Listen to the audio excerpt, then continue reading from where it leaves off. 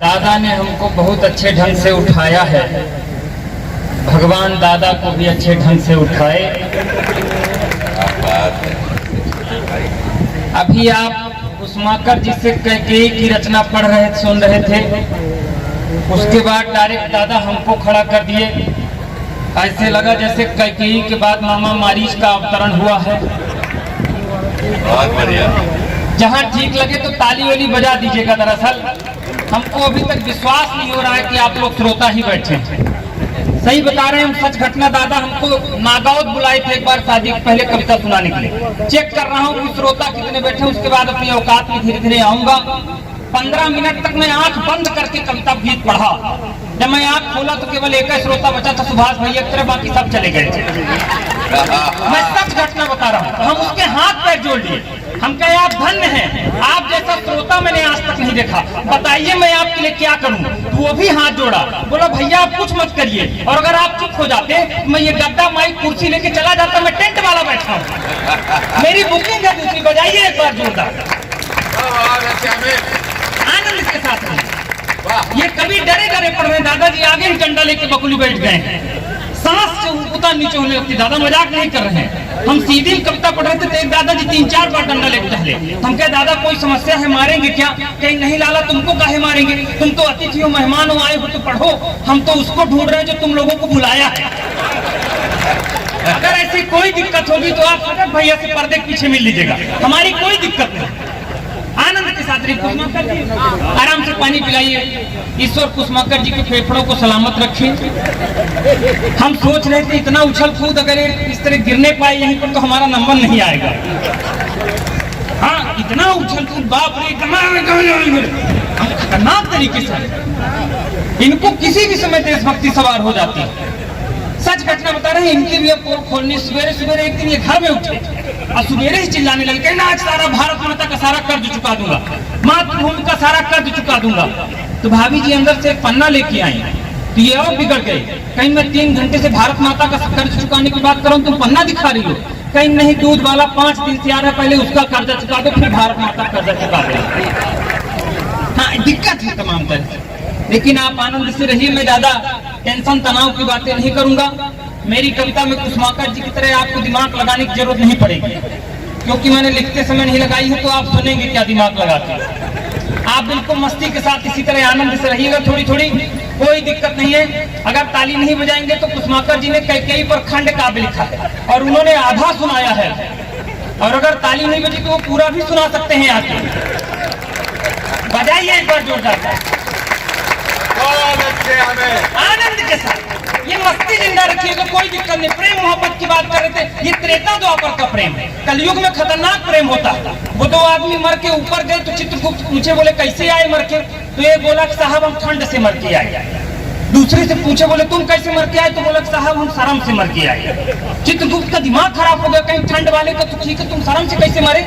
कई साहब हम 5-6 दिन अपने शहर से बाहर थे, और जब 4-5 दिन बाद अपने शहर में लौटे तो प्रेमिका के घर गए, तो हमको लगा कि अंदर कोई है, तो बाहर से हमको बड़ी गुस्सा आई। जब दरवाजा खुला तो हम पूरा घर छाने, लेकिन कोई नहीं मिला, तो हमको वहम लगा और इतनी ग्लानि हुई, इतनी शर्म लगी कि हम शर्म से मर गए। तो चित्रगुप्त ठंड वाले से पूछे, बोले तुम भी बता दो कि कैसे मरे तुम ठंड वाले? तो ठंड वाला शर्म वाले की तरह मुंह करके पूछा, कहा भैया जब तुम घर छाने थे तो पूरा घर खोजे थे। कैसा पूरा घर खोजे थे? बोला फ्रिज का दरवाजा खोले थे। बोला नहीं खोले थे। बोले काश अगर आप फ्रिज का दरवाजा खोल लेते तो ना आप शर्म से मरते और ना मैं ठंड से मरता। ये कलयुग का प्रेम है। बजाइए एक बार। शुद्ध पंडित आदमी, इनकी आदत और खराब है। ये हमारे साथ एक बार बनारस हवाई अड्डे से फ्लाइट में बैठे तो एयर होस्टेस आई और इनसे पूछी कि सर क्या चाहिए आपको? ये शुद्ध पंडित आदमी, आदत खराब है। बोले हमको पूरी चाहिए, खीर चाहिए, कद्दू की तरकारी चाहिए। एयर होस्टेस का दिमाग खराब हो गया, इनके कान में मुंह लगाई। अब बोली देखिए सर आप फ्लाइट में बैठे हैं, विजय माल्या के तरह नहीं बैठे हैं। इंद्राणी दादा को खांसी आ रही थी पिछले महीने, तो उनका दादा जांच कराइए, कहीं जांच नहीं कराएंगे पक्का निकल आएगा। जिला अस्पताल ले गए तो डॉक्टर के पास खड़े हुए, बोले डॉक्टर साहब हमको खांसी आती है, बुखार है। बोले जांच कराओ।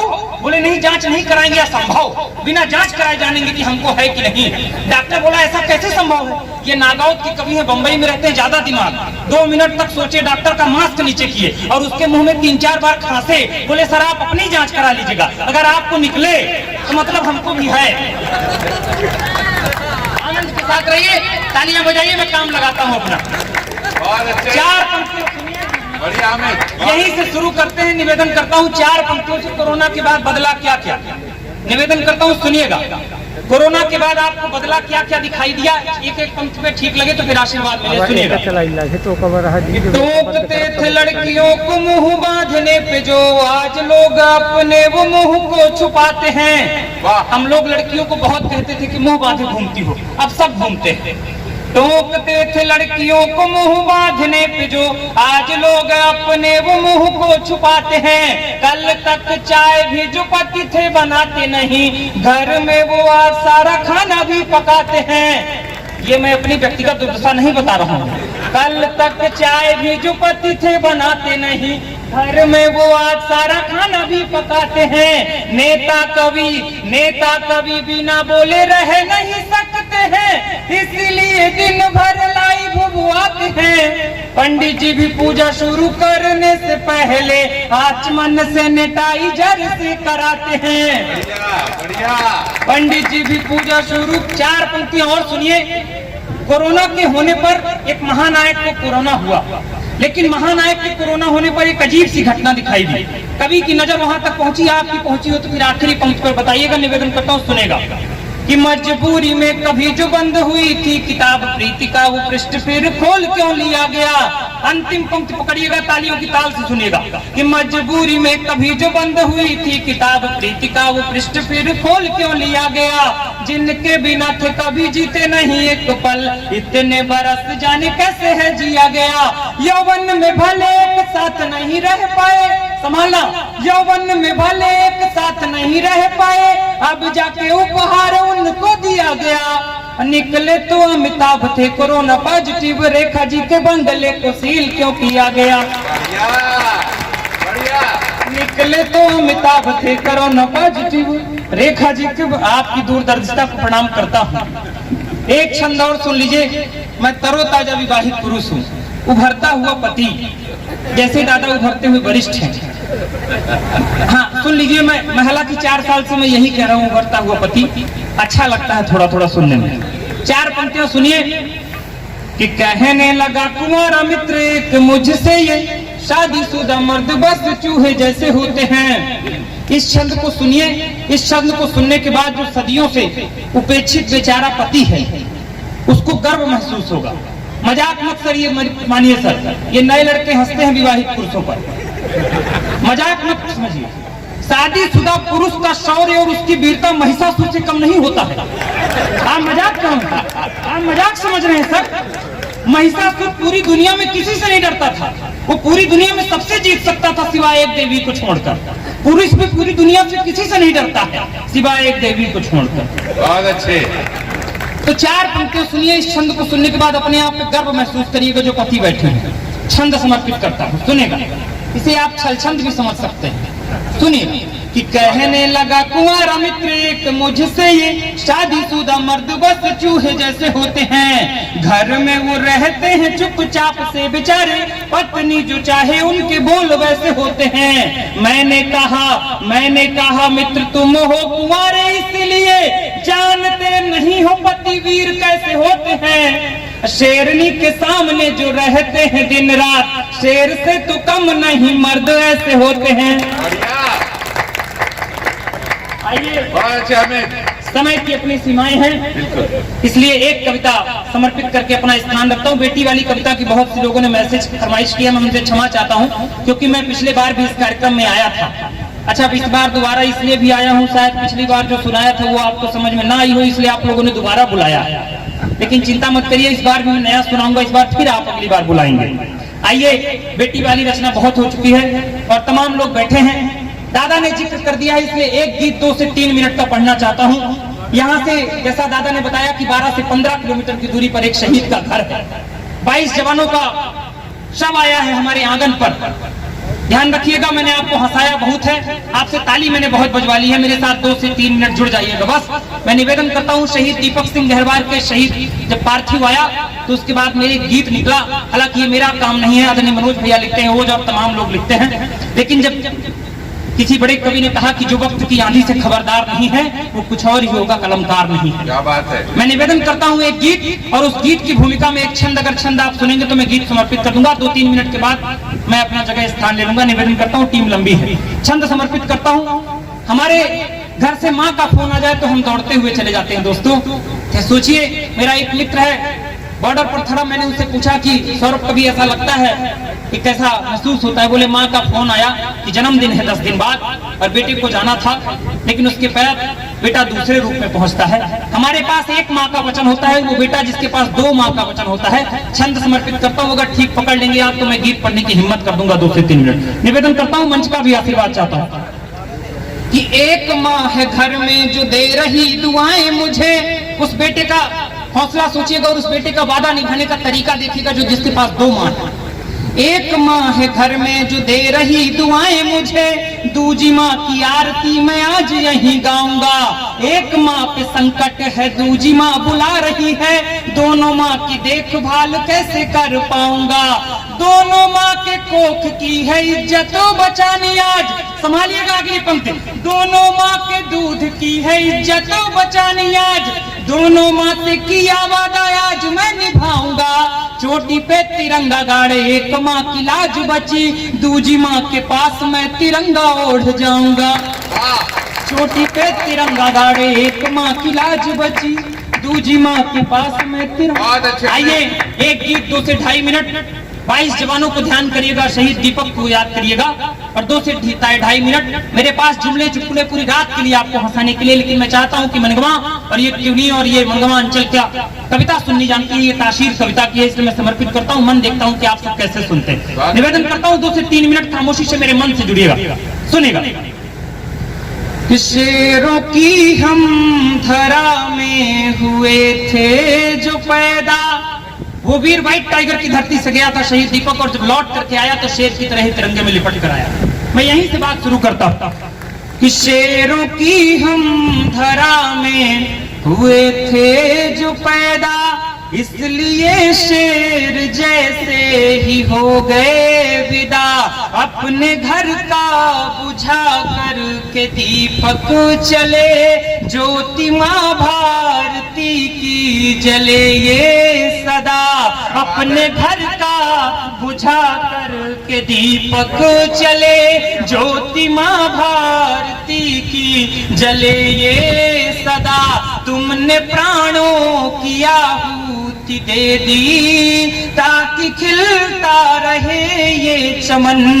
है नमन, है नमन, है नमन, मेरे साथ गाइएगा।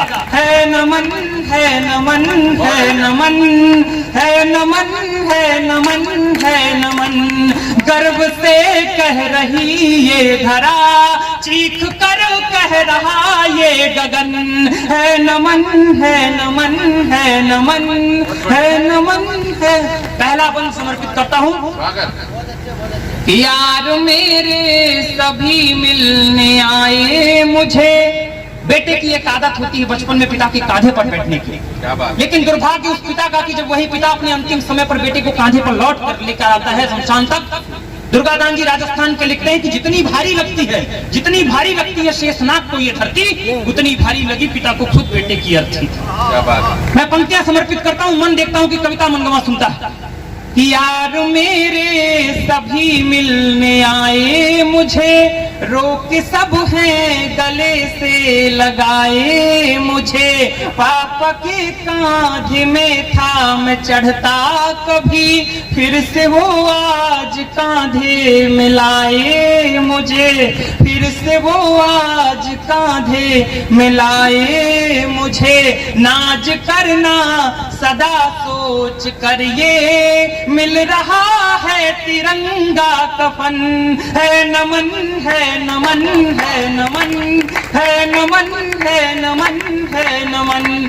दूसरा बंद उस वीरांगना के नाम पढ़ता हूँ। शहीद जब बलिदान देता है तो उसके साथ उसका पूरा परिवार बलिदान देता है। निवेदन करता हूँ, सुनिएगा, मेरे साथ जुड़िएगा कि हे प्रिय साथ तुमको जो लाए थे हम, हे प्रिय साथ तुमको जो लाए थे हम, साथ जीने की कसमें भी खाए थे हम, भारती माँ को सिंदूर अर्पण किए, माथे में जो तुम्हारे लगाए थे हम, भारती माँ को सिंदूर अर्पण किए, माथे में जो तुम्हारे लगाए थे हम, माँ की बलिदान पूजा हुई है, सैनिकों ने किया है हवन, है नमन, है नमन, है नमन।